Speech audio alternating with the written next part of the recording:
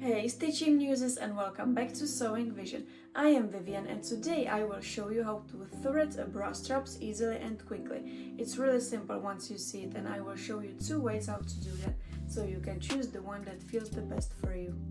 The first one is the way I usually do it. I use slider and hook for threading the straps so they can be crossed at the back. But if you prefer, you can also use a ring instead of a hook.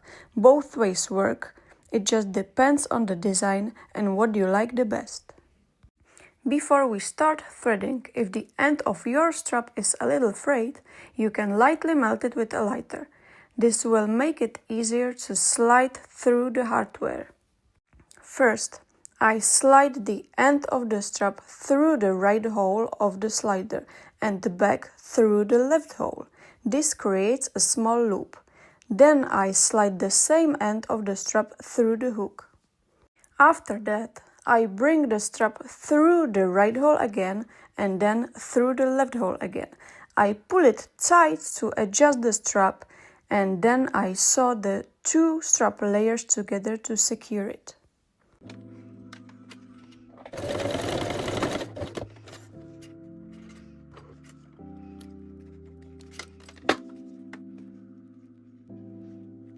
Now let's look at the second way to thread the strap. First, I take one end of the strap and slide it through the right hole and then the left hole of the slider. No loops here. I leave about 2 centimeters at the end and sew it down to secure it. Then I take the other end of the strap, slide it through the hook and then back through the left hole and right hole of the slider. I pull it tight to adjust the strap, and it's done. To be honest, I believe this is the official correct way to thread the straps, but I learned the first method when I started sewing and, well, old habits die hard. So that's the way I still do it, and it works just fine.